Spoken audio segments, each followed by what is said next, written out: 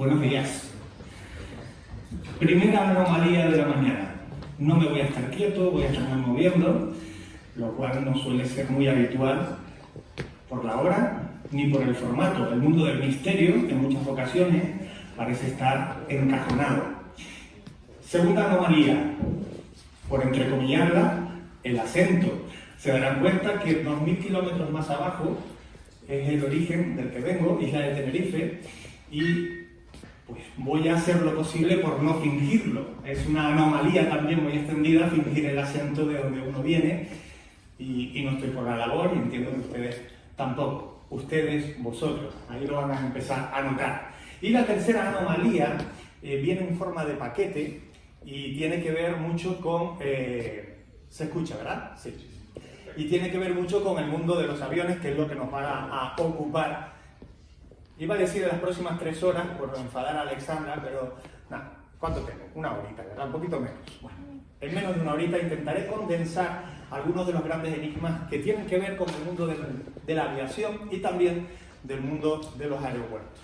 Un minuto previo sí me gustaría utilizar para agradecer, puede parecer un tópico, pero en mi caso además es vivencial, lo siento así, agradecer a la organización de este evento, porque lo vine a hacer desde allá abajo, a través del programa de radio, invitando a entrevistar a los organizadores hace ya 5 ediciones, cuando era una aventura, cuando me dirigía a Alexandra y le decía, o Alex, le decía, bueno, lo que vas a hacer es de incautos, ¿no? En la segunda edición le dije, no aprendiste de la primera, pero eres valiente, y en la tercera me di cuenta de que no se había equivocado. En la quinta, tampoco te has equivocado. Es de las pocas, la organización de este evento, digo, de las pocas que siguen apostando por un formato por el que yo también apuesto. No entiendo un congreso, un encuentro, una jornada del misterio si no tiene una parte de solidaridad. Y en este caso la tiene. Esos congresos elitistas de misteriólogos que presumen de lo bonito y buenos que son, ha pasado en segundo plano, y este evento sí tiene un sentido. Lo acabamos de ver en un vídeo y es lo que tiene que dar, digamos, pie a todo lo que vamos a hacer en esta jornada. Se acabó el previo, empezamos a hablar de misterio. Bueno, este es un mapa, podríamos llenarlo con tantas chinchetas rojas que no se viese el mapa en realidad. ¿Qué he querido hacer? Siendo conocedor de que es la primera ponencia de la mañana, con lo que eso supone, siendo conocedor de que, y los compañeros lo sabrán, la primera conferencia y la última siempre son las peligrosas. La primera, porque la gente está todavía remolona. La última, porque no te da tiempo de contar lo que querías. La última de hoy no sé quién la tiene, pero lo va a disfrutar. En este caso, Óscar va a tener suerte, porque es la segunda, que dicen que es la mejor franja horaria. Bueno, pues no vamos a llenar el mapa de chinchetas, vamos a esbozar casi telegráficamente algunos expedientes relacionados con misterios en el mundo de la aviación. Previamente, me gusta siempre arrancar con alguna frase que tenga que ver con el tema. Bueno, ahí vemos esta: es más fácil viajar en un avión, incluso pilotarlo, que entender por qué puede volar. Yo creo que todos, cuando nos hemos sentado en un avión y empieza a sonar esto de cierren las puertas, cabina preparada y todo este tinglado, nos entra la pregunta de ¿y esto vuela de verdad? ¿Con lo que pesa? ¿Será capaz de despegar el morro el avión? Y es cuando apretamos las nalgas, es cierto, apretamos las nalgas hasta que el avión vuelve a estabilizar, ¿no? Ese tiempo es en el que nos hacemos esa pregunta o preguntas muy similares. Cuando se viaja en avión solamente existen 2 clases de emociones, el aburrimiento y el terror. Bueno, me parece un poco exagerada. Yo he tenido otro tipo de emociones dentro de un avión. Por ejemplo, empezar, sé que va a sonar quizá morboso, empezar a escribir un libro en el asiento 6A de un Spanair, para descansar. Despegando del aeropuerto de Los Rodeos, me viene un flash.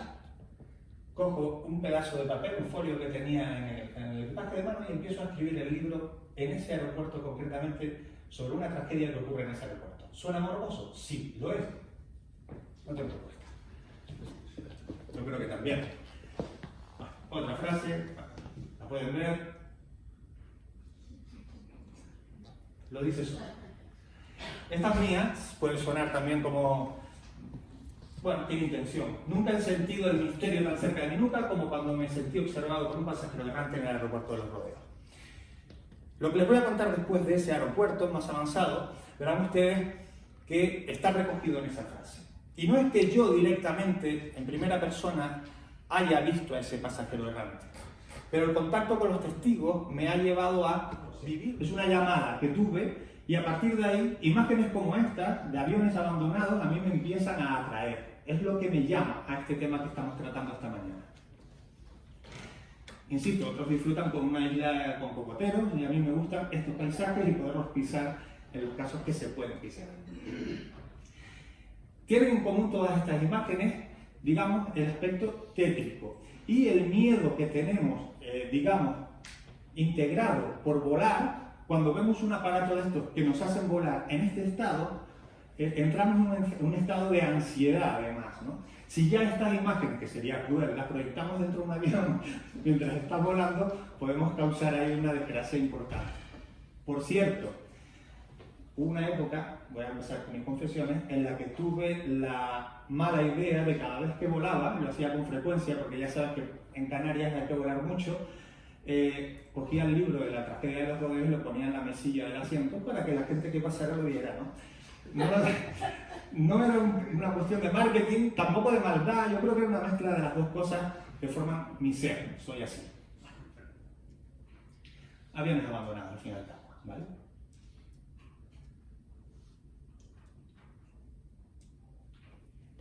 Algunos en lugares insospechados, incluso yo en algunos lugares insospechados. Hablemos de aviones, con misterio. Insisto, vamos a esbozar algunos expedientes. Con cada uno podríamos hacer una conferencia, pero no va a ser posible, ni es el momento ni el lugar. Empecemos yéndonos a este expediente que les va a sonar a la mayoría, ¿vale? Por tanto, voy a intentar no entrar en detalles porque les puede sonar, insisto, a la mayoría, pero estamos hablando del gran, a mi manera de entender, el gran expediente OVNI del Estado español.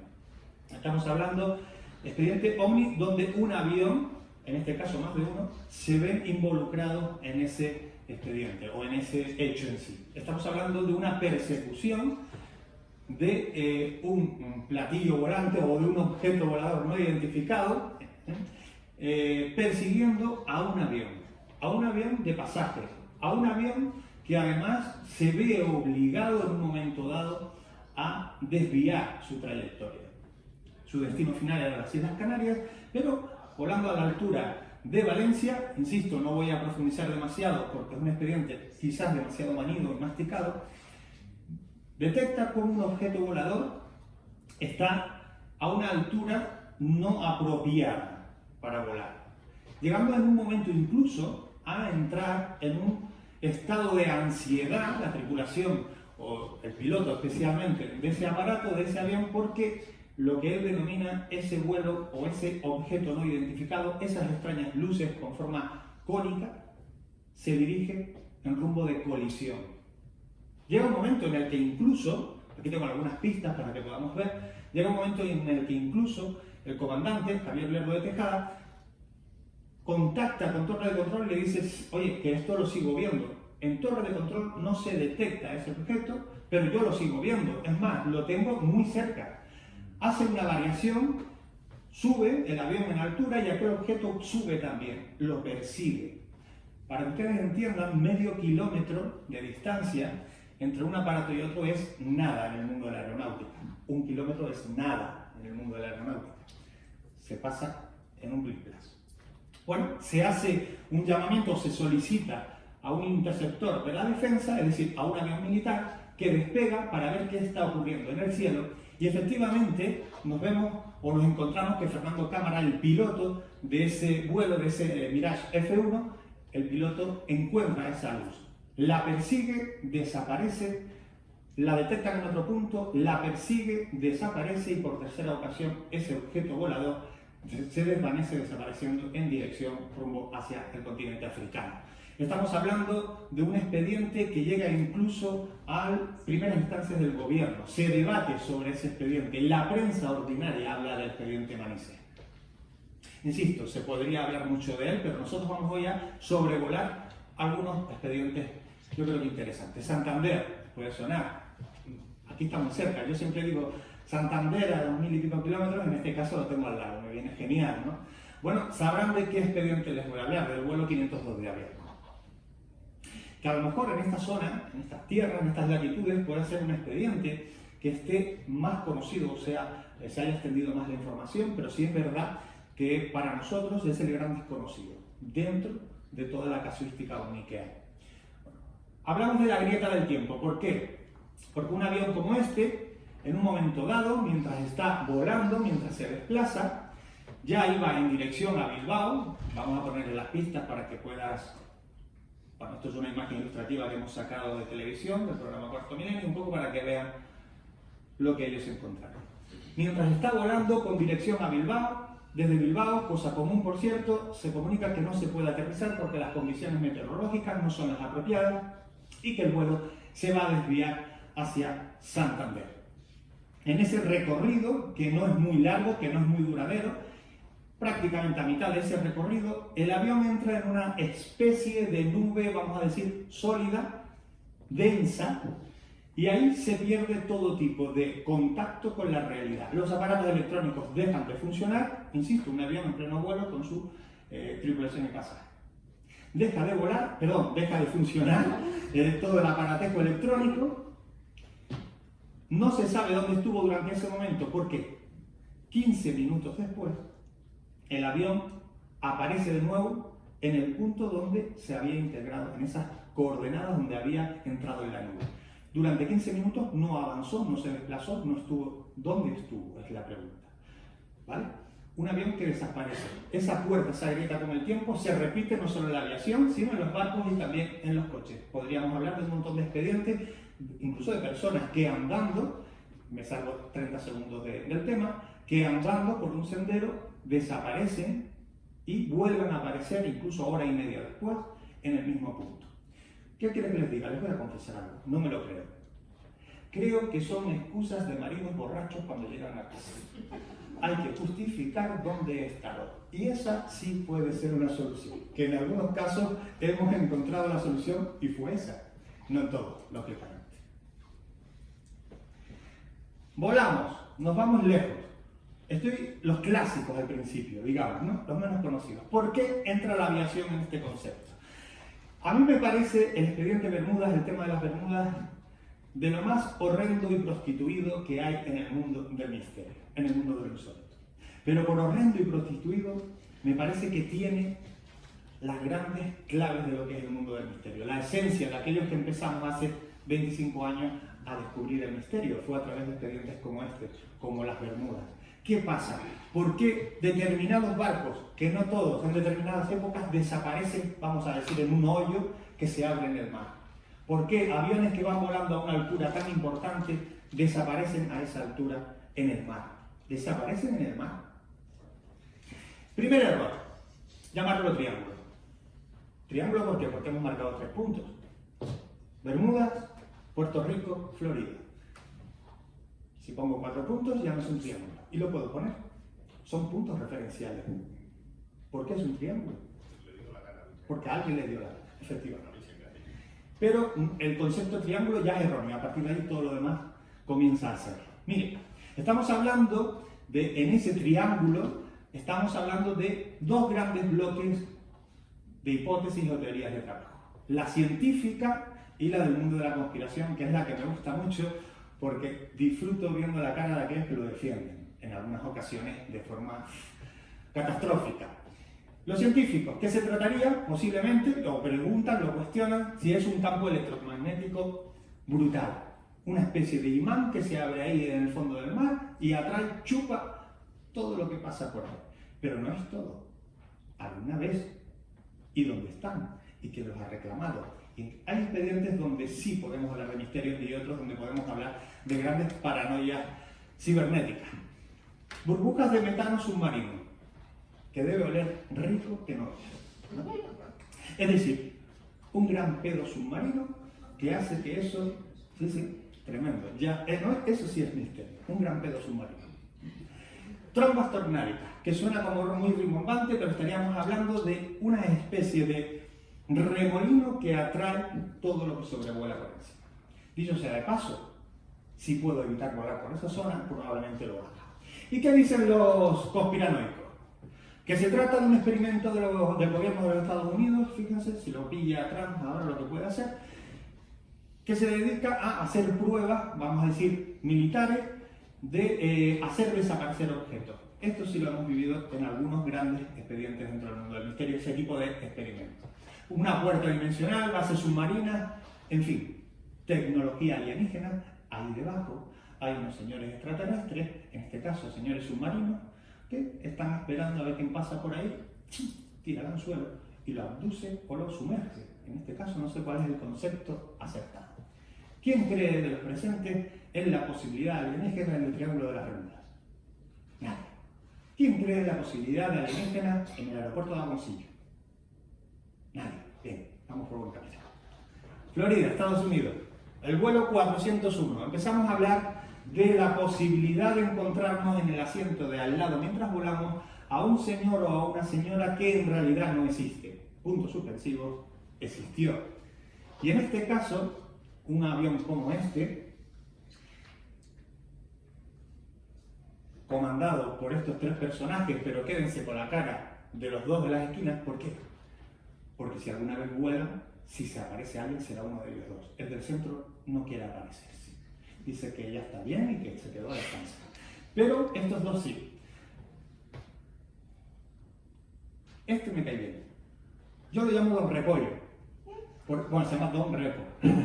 Y yo, para aprenderme los nombres, siempre le busco similitudes. Don Repollo. Don Repollo tiene un expediente muy particular del que vamos a hablar ahora. Parte de la tripulación, azafata, auxiliares de vuelo, bueno, imágenes un poco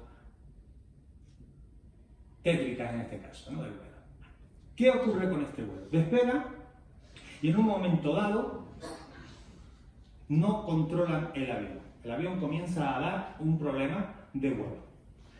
El avión se hace un seguimiento de su vuelo a ver si consiguen que el avión, digamos, recupere la trayectoria y pueda aterrizar. ¿Qué hacen? Lo hacen volar hasta que empieza a tener menos combustible, para que tenga menos peso para esa maniobra de aterrizaje, vamos a decir, forzoso. No lo consigue, se estrella directamente con todos los pasajeros, con todos los tripulantes, sobreviven, eso sí, 77 personas, no todos fallecen, que esto tampoco era habitual en ese tipo de vuelos de los años 70, y a partir de ahí comienza una actividad, digamos, anómala en esta compañía. Dos grandes expedientes, ¿vale? Ginny Packard y Dennis Worf. Estas dos azafatas, digo Worf, lo digo rápido porque a mí en inglés, entonces digo Worf, y queda como bien. Estas dos azafatas que afirman haber visto en marzo de 1973 mientras iban volando en un avión de la compañía, haciendo el mismo recorrido que hizo el avión siniestrado.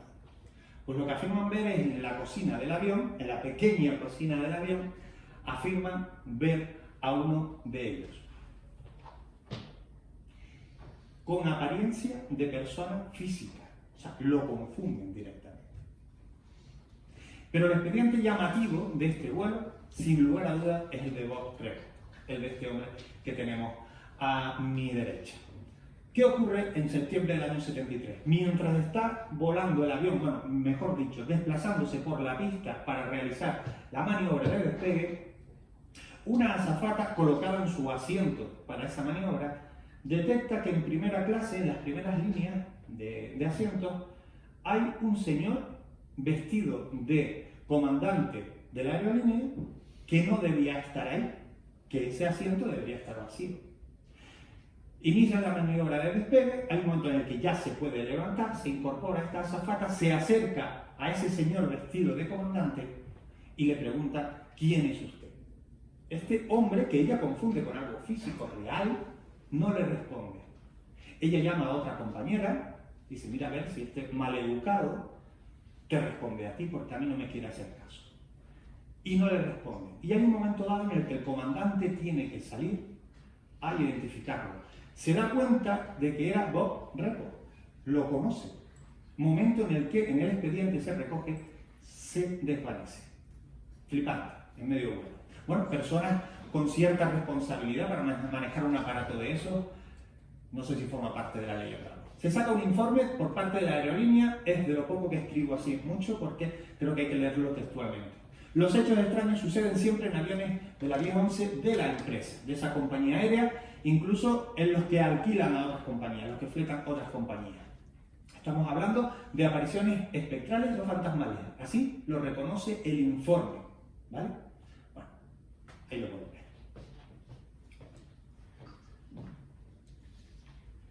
Otro de los vuelos que a mí me parece tremendo lo que ocurre.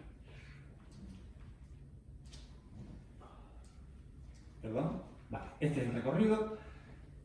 Sale de Chipre, dirección hacia Grecia, y hay un momento dado donde saltan las mascarillas de oxígeno y el avión entra, vamos a decir, en barrena, sin control.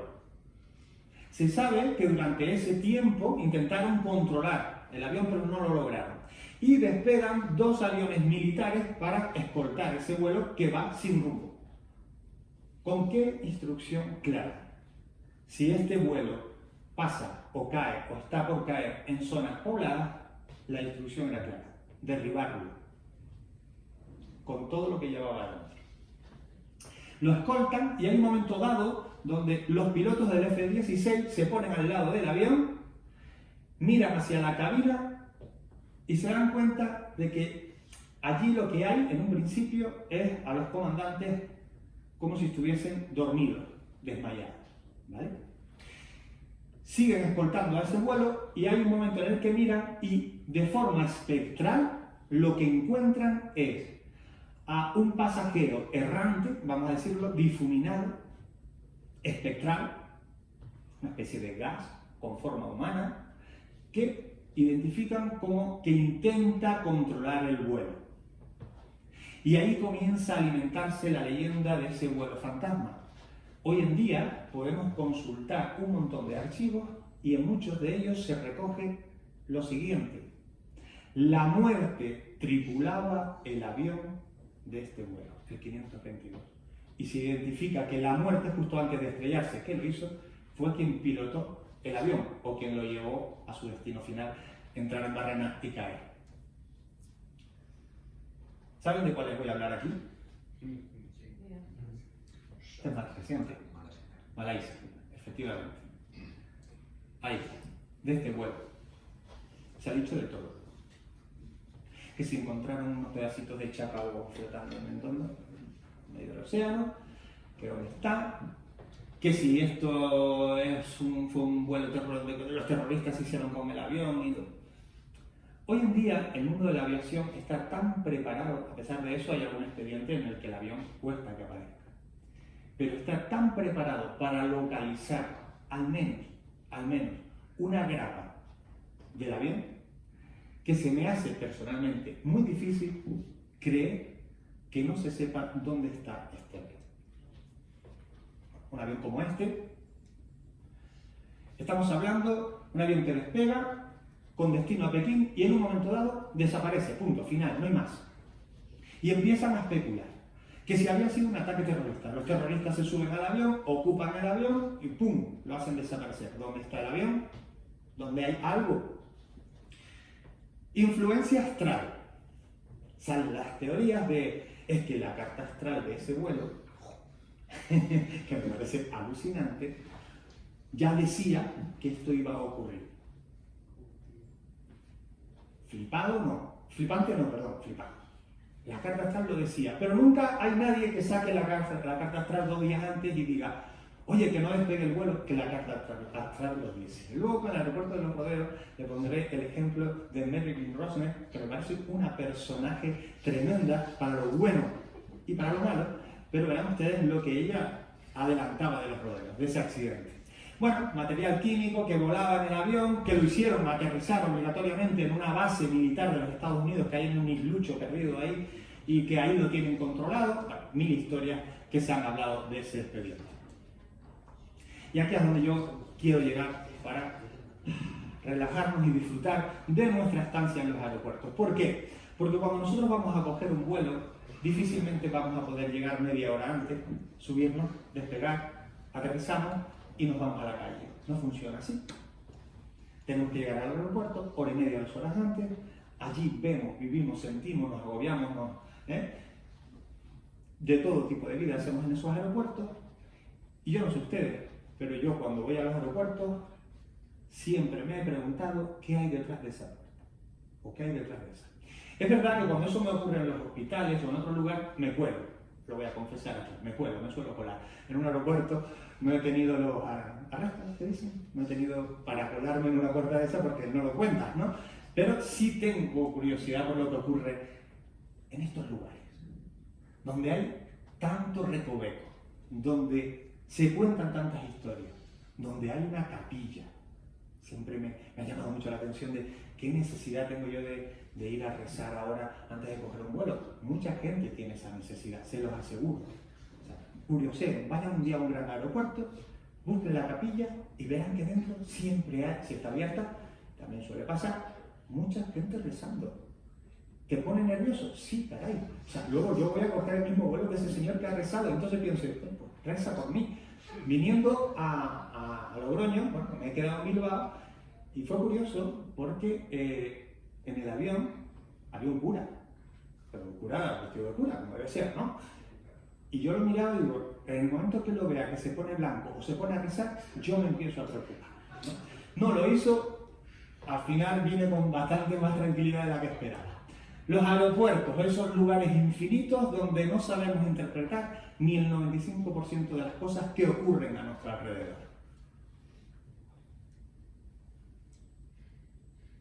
Son los grandes decorados para el misterio y el desastre, sin lugar a dudas. Y hay aeropuertos y aeropuertos. Vámonos a esto. Este es el gran aeropuerto del misterio a nivel mundial. El primero del ranking. Seguro, seguro, seguro. El segundo quizás es el de Ciudad de México, pero este, el primero. ¿Por qué? Porque en él se encierran un montón de enigmas y de conspiraciones que todos los días se van alimentando.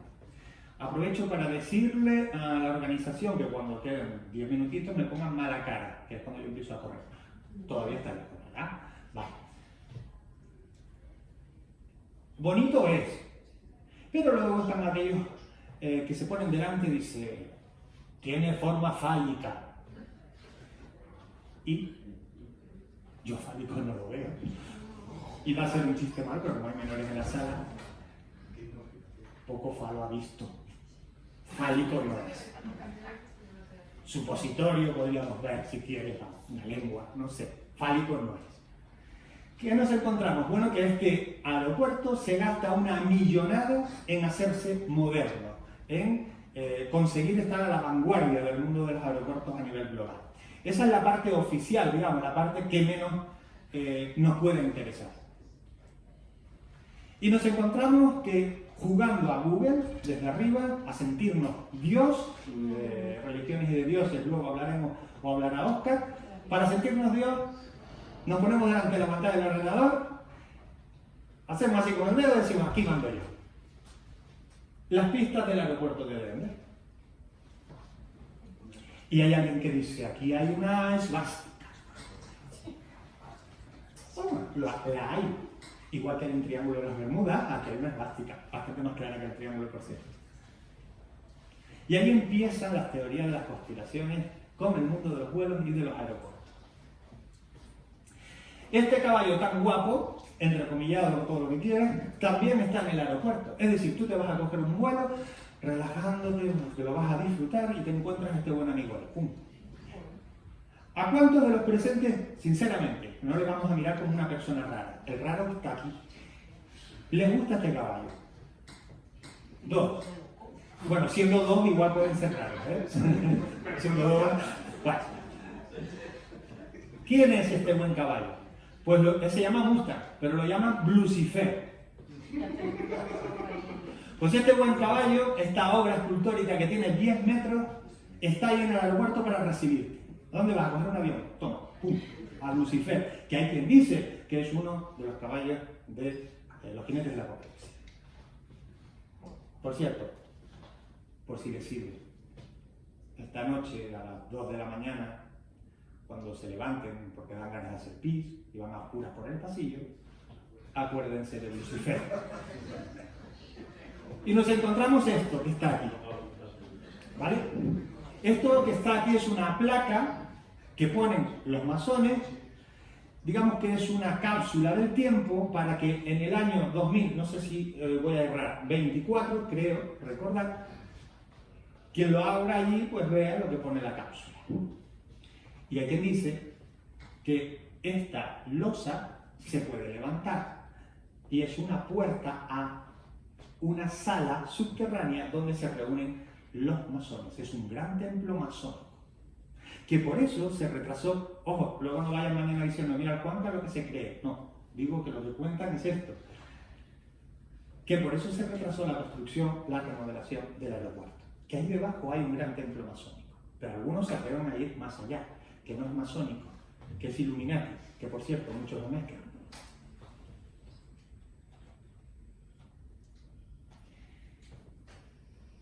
Qué bonito, colorido es el aeropuerto. Tiene unos grandes murales. Vamos a ver algún detalle de cerca. Porque estos grandes murales que nos reciben antes de ir a coger un avión representan pues, a personas fallecidas. Es la lectura que queramos hacer. Porque en realidad el autor de lo que habla es que los podemos englobar en dos grandes grupos. Ahora los verán, ¿vale? Uno que tiene que ver con los cataclismos y otro con la nueva visión, de un nuevo orden mundial, el antes y el después. Entonces representa este tipo de imágenes, insisto, para decirnos buen vuelo. Tiene 1000 detalles, a mí me parece alucinante estos murales, es decir, estéticamente son tremendos, son potentes. Caray, pero pónmelo en la sala de arte, no sé, yo en el aeropuerto no lo veo todo. Parece que dice, buen vuelo.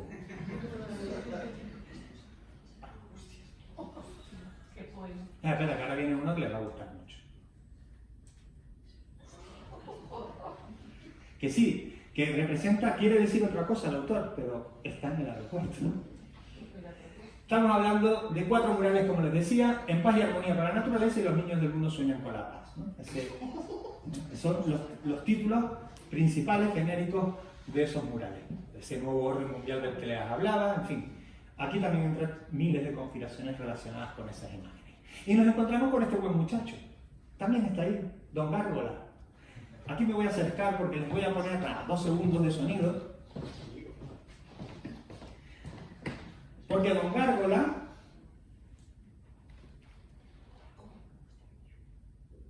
no sé si lograré. No, perdón, que me salió. Darle aquí.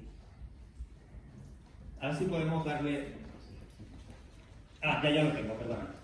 Ahí está.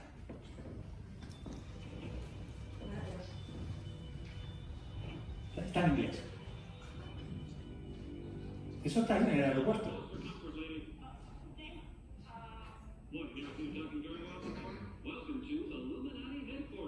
Bienvenidos al aeropuerto de los Illuminati. Y se te queda tan ancho. Oh, I'm starving. You got anything for me? Those flowers look delicious. Oh, it's because of the conspiracy. Look at me. I'm a little know-it-all. Will you get back over here? I got a question about this conspiracy. Did you have to buy an extra seat for your hat, sir? Sir, are you stealing the desk? Sir, you have resting, confused face. Imagínense ustedes. Do you have a favorite animal or Vamos a quitarlo. Imagínense ustedes lo que supone ir a un aeropuerto, encontrarte una gárgola que te habla y que te dice bienvenido al aeropuerto de los Illuminati. Han utilizado la fama que el aeropuerto ha cogido en el mundo de las conspiraciones para hacer marketing. Es un reclamo, además, el hecho de que ese aeropuerto tenga toda esa simbología encriptada, oculta. Vámonos a Canadá, aquí rápidamente, porque en realidad en el aeropuerto de la isla de Toronto City, es un pequeño aeropuerto que hay en Toronto, tiene otro, nos encontramos este lugar, y en este lugar de lo que se habla es los testigos, que son personal de limpieza siempre, lo que hablan es que se aparece en el baño de caballeros una mujer con el brazo extendido. No que le haga ademanes de nada, sino con un brazo extendido, como quien para el tráfico, un guardia de tráfico. Ese es el testimonio que hay de este pequeño aeropuerto. Esbozándolo, ¿vale? A Rumanía nos vamos. Bueno, Rumanía, frontera. Este pequeño aeropuerto, en las oficinas de facturación, recogen ruidos constantes, raps, golpes secos. Eso es lo que llamamos raps, para quien no se mueva en el mundo del misterio, o parecido. Bueno, ese tipo de golpes no solo lo escuchan el personal de facturación, sino de todo el que llega allí. Hablamos de testimonios que aseguran que ocurre a diario. Bueno. Bélgica. En este aeropuerto sí que puede ser que volemos con algo más de frecuencia, más cercanos todos. ¿Qué nos encontramos? En una de las cabeceras de las pistas, en la pista, a un grupo de personas que identifican como niños. Esto se repite también en el aeropuerto de los Rodeos en Tenerife. Apariciones espectrales. El segundo aeropuerto con más misterio del mundo. ¿Qué están viendo ahí? Seamos un poquito fantasiosos. Un compás. Estaríamos viendo un compás. Es que este aeropuerto es una conspiración masónica. Símbolos esotéricos, pero estamos viendo el antiguo aeropuerto de Ciudad de México. Mensajes encriptados, presencias, anomalías, las que estamos acostumbrados, apariciones en la terminal, las que estamos acostumbrados en estos temas. Pero se proyecta un nuevo aeropuerto. Ojo, que si ya aquel tenía fama, atención a lo que viene ahora. Comienzan a construir este gran aeropuerto con unas pérdidas millonarias, se detienen las obras porque no hay forma de financiarlo. Aquí tenemos algún dibujo. Y aquí nos hablan de qué significa cada parte de esa terminal vista desde arriba. ¿Vale? Forma parte del escudo de México, el águila, que me cuesta verlo un montón, yo no sigo sin ver el águila, el sol, ¿vale? En fin, la serpiente, ahí sí. Tremendo. Y entran las conspiraciones. Es que en realidad se trata de un mensaje que va oculto en la forma que tiene este aeropuerto, que representaría el juego de la vida. O hay quien dice que es un cáliz que tiene a su vez un cáliz invertido, que hay un mensaje satánico en él. Y todo lo que ustedes quieran verle, todo lo que se les ocurra, cuéntenlo, da para un libro. Se los aseguro. Kuala Lumpur, Malasia. Este no tiene misterio, simplemente un día alguien cae en la cuenta de que en la pista, en un rincón, hay 3 aviones abandonados, que nadie los reclama, que no tienen dueño, que no tienen ningún tipo de símbolo. Y dicen, esto aquí estorba. Vamos a sacar en prensa un anuncio a ver si aparece el dueño. Esto fue así. Y sacan un anuncio a ver si aparece el dueño de estos aviones. Ahora van a ver, estos no son, pero son el mismo tipo de avión. Los he puesto para que se hagan una idea de la envergadura. Estamos hablando de aviones de 2 pisos, ¿vale? Se saca ese anuncio porque no hay ningún tipo de trazas de dónde viene ese avión. Se perdió el rastro. Y sale la compañía, no sé cómo se dice, Cargo, diciendo, los aviones son míos. Y se sospecha de que no son de ellos, que como salen baratos, se los quieren quedar. Y se monta una historia de hombres de negro entremezclada con el reclamo de estos aviones, tremendo. Aviones, que no son chinchetas, aviones. Bueno, también se habla de extrañas luces, que esos aviones encienden las luces de cabina, este tipo de cosas. Los 2 últimos, aquí sí quiero detenerme un poquito. Nos vamos a la isla de La Gomera. ¿Cuántos han estado en Canarias? Ay, qué bueno, bien. Yo también he estado aquí. Bueno, de hecho estoy. Al final veremos si soy una aparición o no, ¿no? Un espectro. Bueno, ¿y en La Gomera? ¿Y aterrizaron o entraron por barco? Por barco. Hicieron bien. Porque el aeropuerto de La Gomera es este. No tengo nada en contra de él, yo he aterrizado en este aeropuerto muchas veces. Pero aquí hay un barranco, ahí está el mar, allí hay un barranco, ahí está el mar. ¿Y aterrizar en el hierro? En el hierro. Es peor. Sí, pero es que, bueno, el hierro es más chiquito, más pequeño, pero no. Y en el mar. ¿Qué tiene de especial este aeropuerto? Más allá de que cuando vas a aterrizar parece que te la vas a dar. Su terminal. En la terminal ocurren a día de hoy, hechos anómalos. ¿Qué es interesante? A mí me lo parece que muchos de esos testimonios que hemos recogido, los hemos recogido de personal de cuerpos de seguridad de fuerzas de, cuerpos de seguridad de fuerzas del Estado, de hecho al revés, la Guardia Civil, del Ejército en realidad. Esta es la terminal preciosa. Este hombre, vamos a decir Miguel, eso es verdad, los apellidos, como los ven, habla de puertas que se abren y se cierran solas una vez el aeropuerto finaliza su actividad, ¿vale? Habla de radios que comienzan a emitir ruido blanco cuando están incluso desconectadas. Habla este hombre de que su Rottweiler, el perro que les ayuda a hacer el trabajo, hay momentos donde se detiene frente a la puerta de uno de los ascensores y no quiere moverse. Ya saben ustedes cómo funciona la intuición animal. No quiere moverse. Es más, en una ocasión, el perro se planta estático frente a ese ascensor y el ascensor, sin nadie dentro de la terminal, hace una llamada y sube. Y apariciones, en este caso, se aparece en el puesto de guardia un señor vestido de guardia civil que se acerca a lo lejos y cuando se presenta, además con ademanes, dice, de llamarles la atención con carácter, no porque hablara, sino por los gestos, se desvanece delante de él. Un guardia civil se desvanece frente a otro guardia civil. Me parece potentísimo. Es tremendo. ¿Por qué? ¿Por ser guardia civil? Pues sí, caray. Pues sí. Y luego los habitantes de las zonas que hablan de que en el lugar donde se hizo el aeropuerto, los campesinos, lo que allí llamamos magos, la gente del campo, echaron maldiciones porque le habían, perdón por la expresión, jodido la tierra. Le habían masacrado las tierras y echó una maldición a aquel lugar. Y que hay una maldición es lo que dice. Que además aquello fue profanar un lugar donde se hacían cultos aborígenes, de los guanches. Y además, lo potente de este lugar, las apariciones en esa zona de la pista, muy cercana a un cementerio. Hay una patrulla de la Guardia Civil haciendo su recorrido, se detiene para descansar en el coche en medio de la noche y de repente se le mete casi por la ventanilla una mujer gritando, loca, gritando y desaparece, corriendo. Ellos no reaccionan, salen, no la encuentran.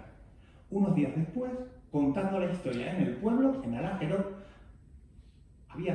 hubo personas que a esa mujer le identificaban como una señora que 3 años antes había muerto y que iba gritando a la gente por las calles, desquiciada. Le identifican con esa mujer. ¿Tenemos tiempo? Sí. Vale, para disfrutar. Sí. Vamos para allá. Los rodeos. Este aeropuerto lo siento, digamos, más cercano. Primero porque yo vivo en esa isla. Segundo porque vivo en la ciudad que alberga el aeropuerto de los rodeos, en San Cristóbal de la Laguna. Tercero porque es el motivo de uno de mis libros, ¿vale? Catástrofe 77, Tragedia de los rodeos. Y porque yo desde pequeño, que no existía la normativa esta que tiene AENA ahora, yo de pequeño subía con mi padre a la terrera del aeropuerto a decirle adiós a los pasajeros que pasaban por la pista de rodadura avanzando para despegar. Y hacía así en los aviacos. Y ellos me decían adiós. Yo tengo ese recuerdo, la gente despidiéndose por esa ventanilla, ¿no? Es un aeropuerto que me toca muy de cerca. ¿Que es un aeropuerto muy seguro? Sí lo es. Estas son sus pistas. Pero resulta que llega el año 1977, no me voy a enrollar con el tema de la tragedia, sí con los misterios, pero en el año 1977, 27 de marzo, colisionan 2 grandes jumbos, uno de la KLM y otro de la Pan American, ¿vale? ¿Por qué colisionan? Como pueden ver ustedes, están de frente uno al otro. Pues porque, rápidamente, hay un aviso de bomba en el aeropuerto de Gran Canaria, desvían todos los vuelos que iban a Gran Canaria, año 77, al aeropuerto de Los Rodeos, Tenerife Norte, no existía el del sur, comienzan a meter aviones en el aeropuerto norte, llega un momento en el que ya no caben más, no era habitual tener grandes jumbos en ese aeropuerto, y hubo un total de 4 jumbos, no solo estos 2, etcétera. Al final explota esa pequeña bomba en Gran Canaria, se abre el tráfico aéreo y comienzan a despegar aviones. ¿Qué ocurrió? Que aquel idílico día de domingo despejado se llena de niebla en ese lugar, que es habitual, por cierto. Tenemos niebla cada media hora, tú miras el reloj y dices dentro de 2 minutos, mira, ¡pum! Es casi así. Se llena de niebla mientras maniobran para despegar. hay un retraso en el despegue porque están cargando combustible, etc. En fin, las instrucciones finales. Se le dice al avión holandés KLM, como está todo colapsado en la vía de rodadura, que es esta, lo que vas a hacer tú, es avanzar por la pista de despegue, que ahora está libre, y cuando llegues a la cabecera 30, das la vuelta y te preparas para despegar. Al mismo tiempo se le dice al americano, tú vas detrás de él, vete detrás de él, pero abandonas la pista principal por la calle 3. Esta es la 4, la 3, ¿vale?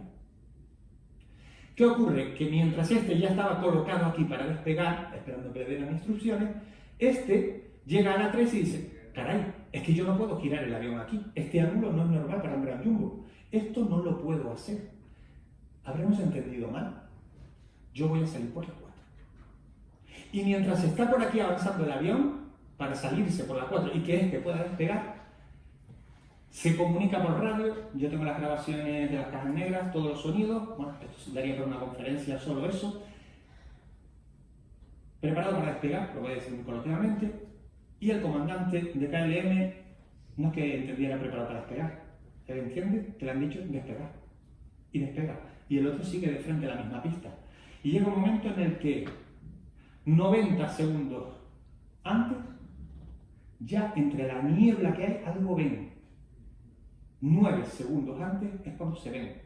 El avión americano intenta salirse para que no le toque, casi lo consigue, el otro intenta levantar, pero le golpea. Y mueren 583 Mueren 583 personas en este vuelo. Se salvan 61. La mayor tragedia aérea de la historia que da pie a grandes enigmas y misterios en este aeropuerto. Les puedo asegurar que he escuchado de todo, desde cosas tan duras como ¿y qué ocurrió? Aquello olía a carne, me decían, ¿no? Algunos decían chuletas, porque es su forma de expresarlo, el olor a brasa, ¿no? Y yo vi, te cuentan, a uno de la Cruz Roja robándole el reloj a uno que estaba allí quemado. Y ese tipo de historias se ven en todos los aeropuertos del mundo cuando hay catástrofes, o en todos los lugares. Año 77. Algunas imágenes pueden ser duras. Estos son ataúdes. Y comienza la casuística del misterio. ¿Quién es esta mujer? Sí, lo sé, he elegido una foto en la que no sale favorecida. ¿Lo he hecho con mala fe? No. Es que la foto la hice yo y como tiene mi copyright nadie me la discute. Es más, porque en aquel programa en el que estábamos con Miguel, ella estaba sujetando los cascos y me dio la impresión al ver la foto que estaba conduciendo un cochito de esto de choque. Y me parece simpática la foto y a ella no me importa que la ponga porque ya la he puesto en conferencias donde ha estado ella, donde por cierto he dicho lo que voy a decir aquí. Marilyn Rusne lleva años, ya llevamos 41 años de la tragedia, diciendo, 41 para 42 ya, ¿no? 42, diciendo que ella días antes, estando en Canadá, sentía una voz que le decía que iba a haber una tragedia aérea, un gran choque, gran fuego en Tenerife. ¡Joder! Tenerife, desde Canadá, allí. Ella lo vio. Y que se puso en contacto con las autoridades de Canarias, dice ella, para decirles que iba a ocurrir eso. Yo me imagino la situación. Hola, soy Marilyn Rusne. ¿Usted quién es? ¿La autoridad canaria? Sí, mire que va a chocarse unos aviones ahí. Si alguien descolgó el teléfono, lo volvió a colgar. ¿Quién se cree una llamada así? Ocurre el desastre y ella afirma que lo había anunciado, lo había dicho. Pruebas no tenemos. 42 años después, ya yo le he escuchado hasta 4 variantes de su historia. Puede ser porque el tiempo hace que borres detalles. Yo creo que una cosa tan dura como esa poco borras. O ves la historia cuando la adornas demasiado de origen, luego cuesta mucho recordar qué parte fue inventiva. También puede ocurrir. Esos puntos que ustedes ven marcados ahí son puntos donde hemos encontrado testimonios, más de uno, de apariciones en el aeropuerto de Los Rodeos. ¿Quién va para Tenerife este mes? Yo les recibo con los brazos abiertos en algún punto de eso. Esta zona que tenemos aquí es zona militar. Aquí tenemos testimonios de militares, algunos de graduación, que afirman con rotundidad que lo que ven ahí, en este punto, sería la aparición de la denominada Niña de la Garita. Una niña de apariencia espectral que se aparece en la garita sur del acuartelamiento de las raíces y que no hace ademanes de nada, simplemente aparece y desaparece. Por cierto, para el programa de radio mandé una noche a un reportero a que hiciese un directo desde ahí. Era una sección que teníamos para ver cómo se siente el miedo. Él llegaba ahí y decía cómo se sentía. Conectamos. Juan Luis Díaz, buenas noches. Buenas noches. ¿Dónde estás? En directo, ¿eh? Aquí, tengo miedo. Pero, ¿dónde estás? Detrás de la garita. Digo, pero tú no pediste permiso a los militares. No, hay uno allí en la puerta. Ya no está en el programa, por cierto. No por eso, por otras circunstancias. Por eso podríamos haberlo hecho. Hay un guardia armado en la puerta del cuartel. Si algo se le mueve en esa garita por atrás, le mete un tiro. O por lo menos el primero de fogueo lanza. Eso fue en un directo. Bueno, lo cuento por lo de la garita. Vale, aquí, en estas casas que hay aquí, en una de esas casas, vivió hasta hace pocos años don Ignacio Royer, con 80 y muchos años, y su mujer. Afirmaban que en la terrera del aeropuerto, donde yo subía con mi padre a decirle adiós a los aviones, más o menos, se le aparece un grupo de personas adultas, él hablaba de personas adultas, que estáticas, de pie, solo hacían así. Y que, mirándolos a ellos, a la derecha de ese grupo, un grupo de niños corrían hacia los mayores, se desvanecían y volvían a aparecer en el punto de partida. Esto lo cuenta un señor con 80 y pico años, escribir muy poquito, sabe de echarle de comer a sus cabras, no nos conoce a nosotros, ni a Iker, ni a nadie, no sabe de lo que es la parapsicología y habla de eso. No estaba contaminado este hombre, como lo podemos estar todos nosotros. ¿Y qué hace usted, don Ignacio, cuando ve eso? La mujer interrumpe y dice, yo pongo velas para que se vayan tranquilos. En la terminal también hay tipos de apariciones, etc. ¿Vale? Un poco de la situación de lo que hablaba, los adultos y esos niños. 5 minutos tenemos, ¿sí? Sí. ¿Y 10? No. Vale, bueno, a ponerle este testimonio. Llego, aquí. Un destacamento que está en las raíces Militar. cercano al aeropuerto, tanto como bien habías dicho, en la zona, en la garita sur, en la zona más alejada de lo que es el destacamento, una zona donde solían tirar pues, todo lo que son taquillas, todo lo que no servía, ¿no? Pues había una garita allí en la cual no querían hacer guardia. Yo en el año 90, que fue cuando hice el servicio militar, estuve unos meses, el primer mes que fui allí, pues nada, oí esa historia, ¿no? Me sonó un poco... Me comentaban de los militares normalmente allí. Y muy frecuente. Es una cosa que al principio me lo tomé un poquito, bueno, como que en cuestión de asustarnos y tal, ¿no? Éramos los novatos y siempre... Pensaba que no me mataba. Efectivamente, pero no. El segundo mes que estuvimos allí, pues yo estaba de cabo de guardia, repartí la guardia, dejé a uno de los compañeros en esa garita y llegó él antes que nosotros al puesto de guardia, blanco, o sea, pero blanco con la carta, y efectivamente que había visto una niña, hombre, esto que es un cuento para que no quieras hacer la guardia, no, aquel chico no se lo hizo una guardia más allí. De hecho, pues se estuvo mirando y tal, y la garita esa estuvo cerrada un tiempo. Le doy para adelante, que si no el tiempo... Hablamos de testimonios de la aparición de esa niña. Y acabo con este buen señor. Habrán visto que he colocado un símbolo ahí de contaminación, ¿no? Que dice, este buen hombre, el profesor Cabrera, trabajó en la fundición de La Plata. Él era un químico. Bueno, es un químico. Jubilado. Él habla de cómo en una ocasión fue a un taller de chapas, donde vendían restos de chapas, en un barrio que se llama La Cuesta, iba a comprar material para fundir, para su trabajo. Y se da cuenta como uno de los trabajadores con una radial está cortando unas chapas, unos metales. Y él como profesional se da cuenta que esas chispas no eran normales, que aquello era raro. Hace un par de preguntas y se lleva una pequeña muestra a su casa. ¿De cuánto? 300 kilos. se lleva 300 kilos de esas chapas para su casa. Eran pedazos, restos del fuselaje de los aviones colisionados en el aeropuerto de Los Rodeos. Y él, haciendo sus pruebas, detecta de que esas piezas tienen uranio empobrecido en altas cantidades. Más, yo estuve en su casa para el programa de la tele en aquella época, llevamos medidores, personal de la Universidad de La Laguna para que lo hiciesen como hay que hacerlo, efectivamente contaminado al máximo, lo que le quedaba en un bote. Porque aquí hay una historia. Aparecen en su casa al principio, cuando él empieza a comentar lo que había, unos hombres literalmente vestidos de negro que le dicen: esto queda decomisado por orden del gobierno. Y él dice: bueno, pero esto lo he pagado yo, no se preocupe que esto se le va a pagar a usted. Él todavía recrimina que no se lo han pagado décadas después.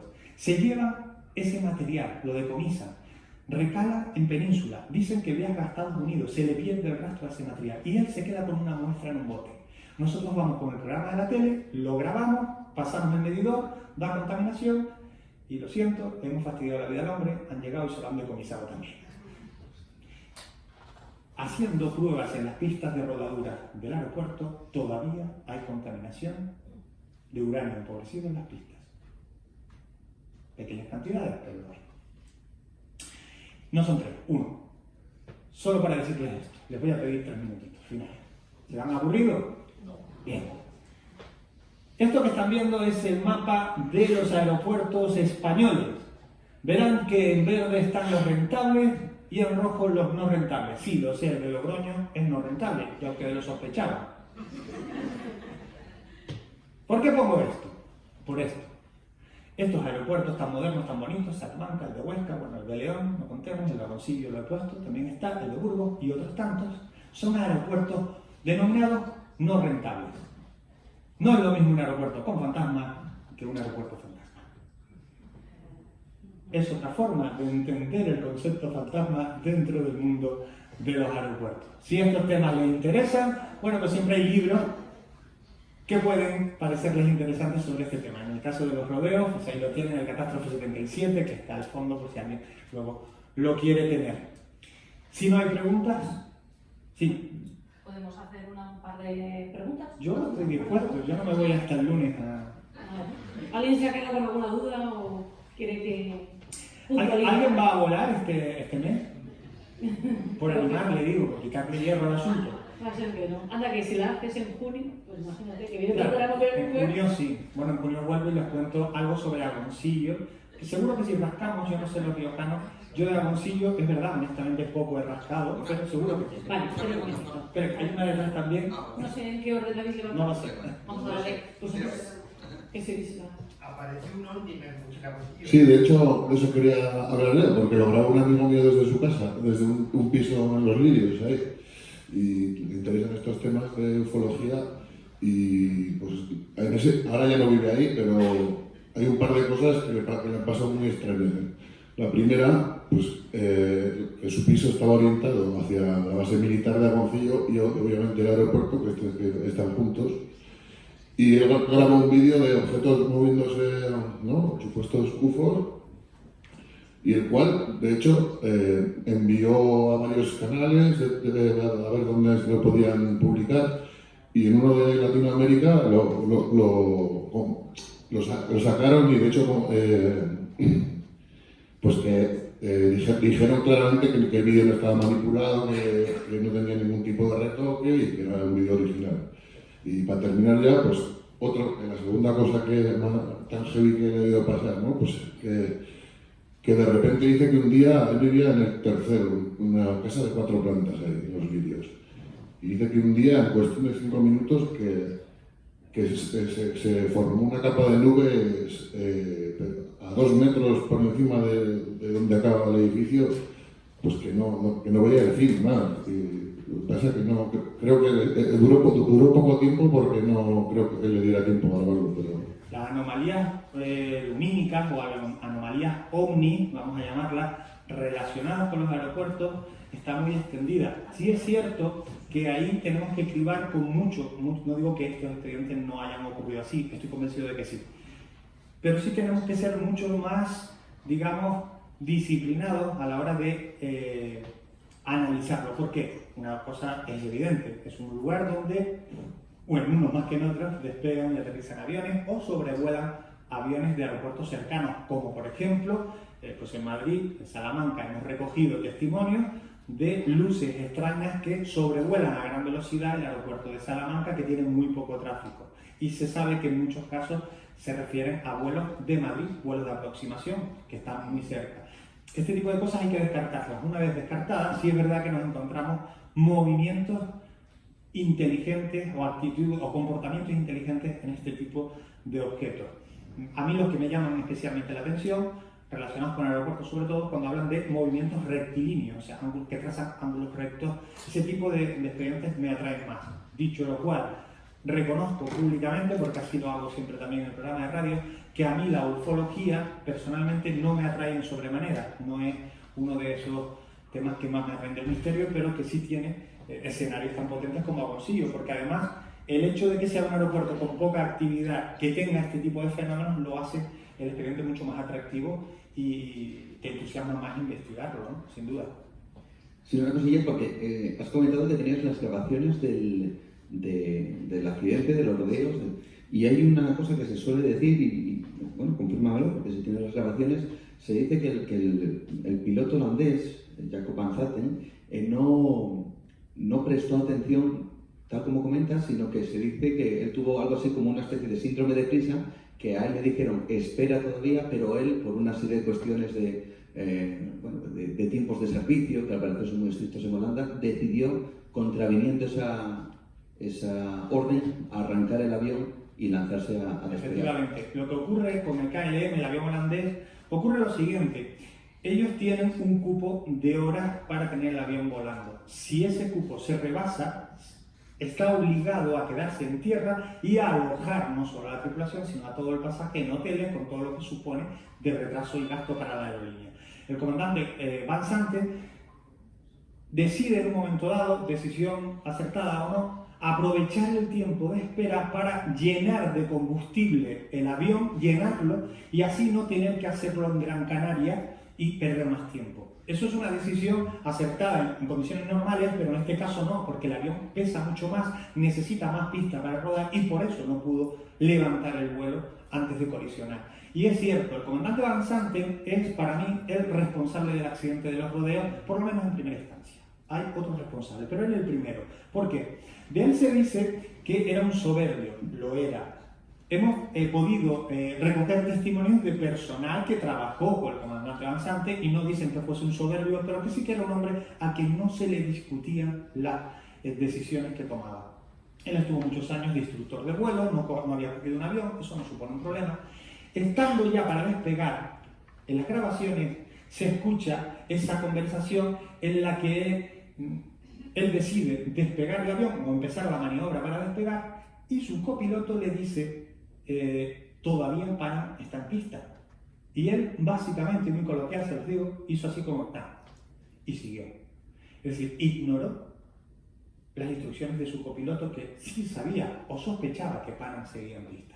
Es decir, ¿era soberbio? Creo que sí. Era la estrella de la aerolínea. Abres las revistas de aviones de la época y a doble página aparece Van Zanten así todo guapo. Era la estrella de la aerolínea, era la imagen de la aerolínea. Efectivamente, él toma la decisión errónea, él es el responsable, a última instancia, de lo que ocurrió. Evidentemente una bomba antes y una serie de hechos en cadena. Una última pregunta. Vale. Sí, lo que estabas comentando antes del uranio empobrecido que se encontró en la pista de los rodeos y demás, ¿qué tipo de uranio es? ¿Puede ser de unas características similares al que se emplea en municiones o similar? Esa vez pudiera ser una caja o es el uranio, es el mismo uranio uranio que se emplea en la carrera armamentística, sobre todo en década de los 70. De hecho, yo había escuchado antes de entrar a investigarlo que era un alijo de uranio de contrabando que iba a llevar ese vuelo luego en una escala a Sudáfrica, donde estaba... Es lo más lógico y evidente cómo funciona. Me pongo en contacto con la compañía Boeing y largo pero responden, y en su respuesta lo que me dicen, y me dejan planchados y me dan la solución, es que los aviones Boeing de esa época de los 70, de primeros de los 70, todos llevaban en los planos del avión aleaciones de uranio empobrecido porque es un material muy ligero y que salía barato. Es decir, no solo el avión americano tenía restos o tenía uranio empobrecido en sus planos, sino también el KLM, los dos. Formaba parte del fuselaje, era algo normal tener uranio en las alas, ahora ya no. Era parte del avión, no era nada de contrato. Que de hecho la propia compañía certifique que eso era así, habla bien de ella. Es decir, ellos podían haber dicho, no, nosotros uranio no tenemos en nuestros aviones. Sí, pero tenían, formaba parte del avión. Pues ya me tengo que callar, me parece. Sí, ¿no? Bueno, espero que no se hayan aburrido. Gracias.